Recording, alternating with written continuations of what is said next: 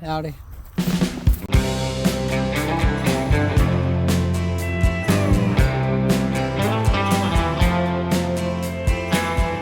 I can see the sadness in your eyes. Ooh.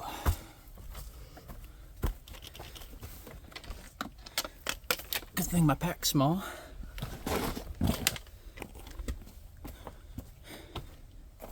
They call this Rocky Ridge. Couldn't tell you why. Good evening. I went almost 15 miles today. It's about 7. Not too bad for starting at 1. I found myself a lovely little campsite. And that babbling brook over there is going to be my white noise. Kind of want to do something a little crazy tomorrow. It's about a 30-mile stretch to Duncannon. And I want to see if I can make it in a day. And for being 30 miles, there's only 3,200 feet of gain. So, good morning. It's a touch after 6. Woke up at 5 and got moving before 6. You'd think it'd be cool, but nope, the bugs are already out, and I'm already sweating. Going downhill, by the way. Disgusting. We're crossing the Cumberland Valley today, which is 14 miles of merciful flat, but is extraordinarily exposed and can get super hot, so I wanted to start tackling that as early in the day as possible. Not that it matters. This is Center Point Knob, which was the original halfway point of the Appalachian Trail, circa 1935. This hill bears another special significance, that it is the last of the Blue Ridge Mountains, which we've been walking more or less since Springer.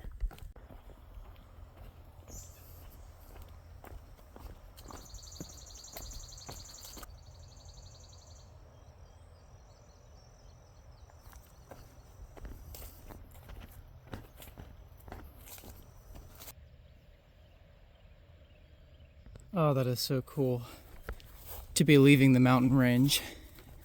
We'll be walking across this valley for like 14 miles. The trail takes you directly through Boiling Springs, Pennsylvania. Super cute town.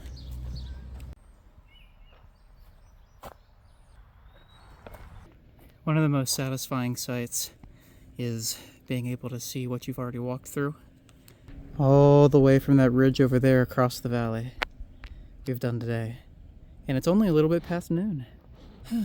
A quick note about bugs. Pennsylvania has a lot of them. And it seems like every day is getting worse. They'll form great clouds around my sweaty spots, which is everywhere, by the way. And I kid you not, sometimes I'll take my hand and I'll swipe it through their congregation. And it feels like I'm running my hand through a light rain, the way that they pitter-patter against my palm. Oh, I'm trying not to let them bug me. No pun intended. But, man, I hope they burn. I hope they die a fiery death. But it could always be worse. They could be biters. Hello, Duncannon. My 30-mile day draws near to an end. I've made it to home for the night. This is the Duncannon Assembly of God, a sparsely furnished, donation-based hostel, so you get what you pay for. I reckon I'll be sleeping on a rug tonight. But oh my god, my feet hurt. 30 miles? Oh, fun. Beavers!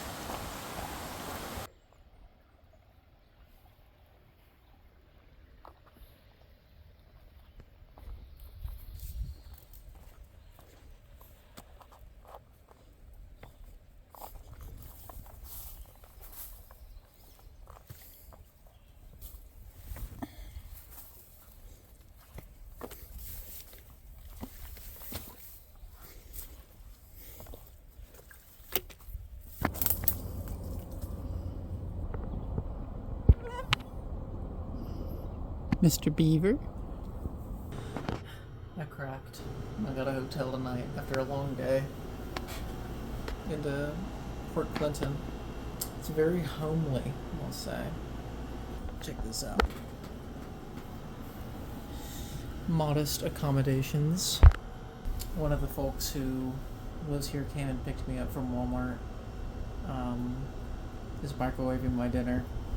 Vegan chicken nuggets, by the way, really getting my 5th grader on. Good morning, Port Clinton. Good morning, river. It's always nice to walk next to a river. Took a shower this morning. Not that it particularly matters, because when you go down, you must go up. Everything I just washed will be undone by a biblical amount of sweat. Oh, also, we hit mile 1200 at some point. I don't know, I wasn't paying attention. There wasn't a marker for it on trail. Only 1,000 miles left to Katahdin.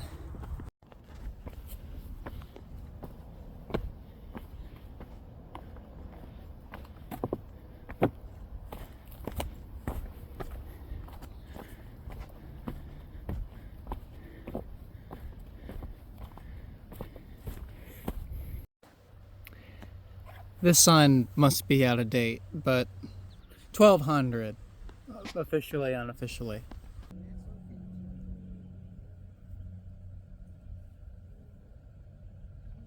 One of the things I'm noticing about Pennsylvania is that, especially in these rocky parts, the trail is not very well marked.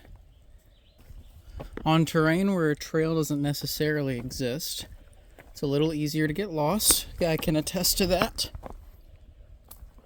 Follow the wrong pile of rocks and whatnot. But often blazes are conspicuously absent. So you just gotta kind of peer your way through the woods and look for the path of least resistance and be like, yeah, I bet that's the trail.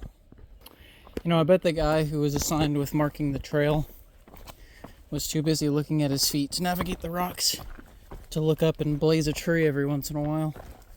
And these kinds of rocks are my least favorite. Because you can't step anywhere, you gotta step on them. They just jam into your feet. Looks like there's the ridge we'll be following forever. Oh, mercy. This is so nice. You know, when you get to look up from your feet, Pennsylvania is actually a very pretty state. Good morning. I did something a little different yesterday, and I only went 15 miles instead of the 20s that I'm allotting myself until New York City, because I have the time and I desired the company of people. I haven't hiked with anyone for more than a day since Glasgow, when me and my friend Who Knows split up, and I rarely camp with others.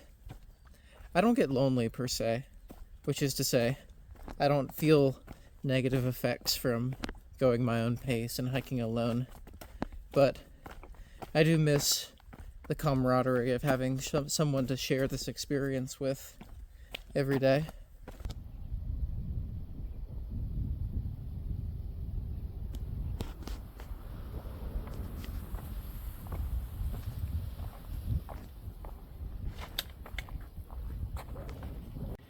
Good evening. I just scored a stay in someone's backyard.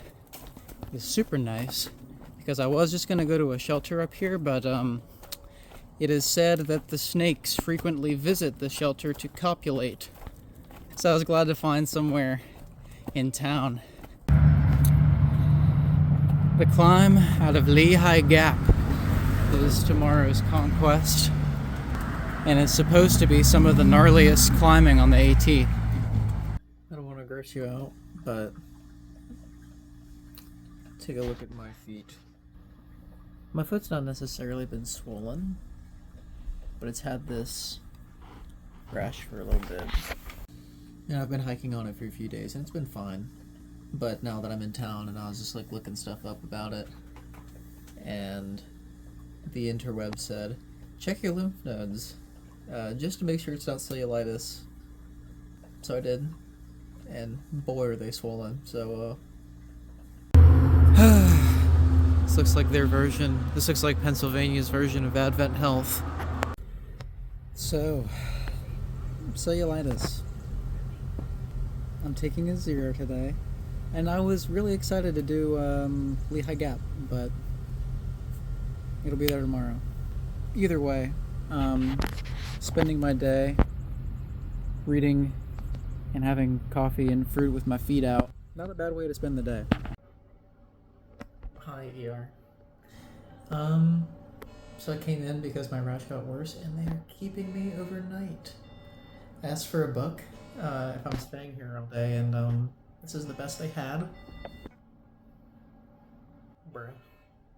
It's day 3 in the hospital. I'm getting discharged today, though, after they've been pumping me full of antibiotics for that time. It's my last lunch. It looks gourmet, but don't be fooled by appearances. They had like a chickpea veggie patty, and they didn't bring a bun, so I asked the nurse to bring me some bread to put my condiments on.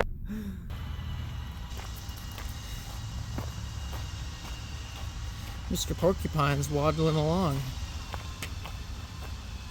I just got here.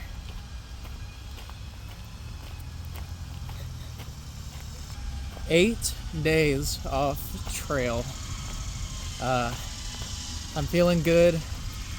It is a cool morning, and I'm ready to be back out here. I'm not worried about pacing. I know I'm gonna make it. I'm still making good time. But yeah, this is gonna be one hell of a climb to reintroduce me back to the trail. Squeak, if you are watching, thank you so much. You are the reason that I'm able to continue my hike. You gave me the resources and the opportunity to rest, and I'll be forever grateful for your kindness.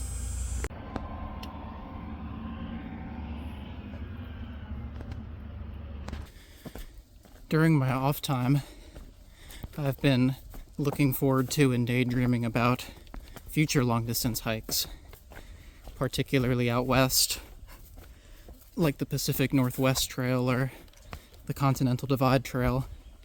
And while I look forward to those and to planning those, one of the special things about the AT that I think I'll miss on other hikes is the feeling of constantly being enveloped by life and by such a vibrant and green ecosystem. Sometimes this trail can have you starving for a view, but over the course of this trip, I've really been learning to enjoy those intimate times with nature and just how much life is out here. This is camp for the night, tenting outside the Gateway Motel. 20 miles today, and my muscles are like, dude, what are you doing? But oh my gosh, the lady who runs this place is so nice. Look at what she did for me.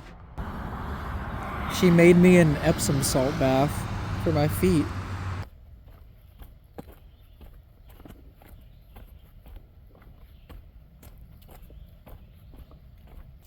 It's always nice when the rocks clear up and you can just have a nice walk in the woods. It's become exceedingly rare since Southern Virginia to be enveloped in a rhododendron grove like this.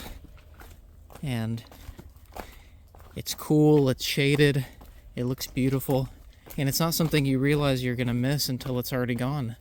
So every time I walk through one of these groves, it's super nice.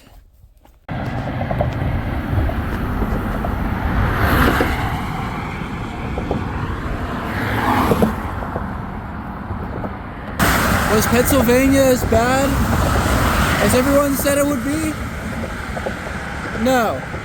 Am I gonna miss it? No.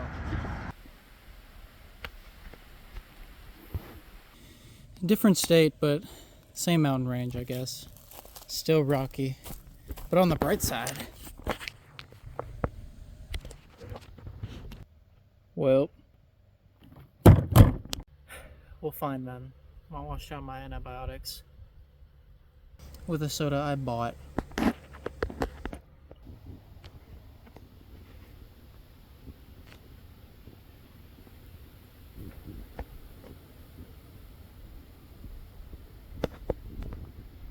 Good morning. I went about 22 miles yesterday. Very pleasantly surprised at that. My foot's still doing good, and I'm very grateful that I made the recovery that I did so that I could come back out here and crush some miles. Looking to go about 20 today into Port Jervis. And from there, I'm gonna take a train into New York City. Go see my dad. I was hoping to be most of the way done with the state of New York by now, but you know, cellulitis happens. But it is alright. I'm not worried about it. I have plenty of time. I just saw a mama bear with 2 cubs, and those, along with the bears that I saw yesterday, makes 5 bears that I've seen in 2 days since entering New Jersey. I was talking to a ridge runner yesterday, and she was saying that the section of trail that goes through New Jersey has one of the highest bear concentrations on the whole trail, because New Jersey's so small and it's a very urban city. Because this northern part of the state that we're going through has some of the only habitat left for these bears as they're being pushed out in an increasingly urbanized state. So much so that some years New Jersey lets you hunt bears, which I didn't even know was a thing. Intuitively, I just thought it'd be illegal always, but there is such a concentration of them here that you can hunt them up here. And I don't know where else in the country you could do that.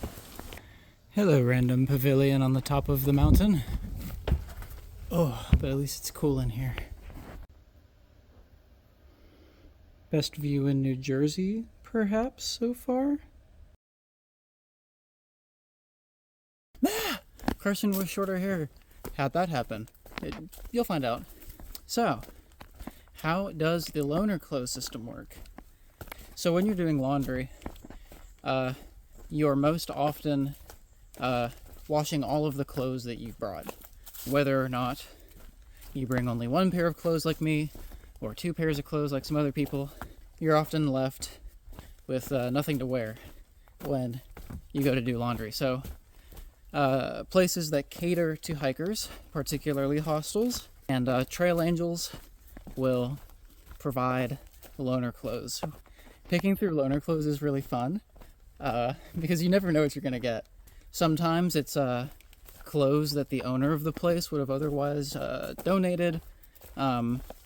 Sometimes it's just thrift store clothes.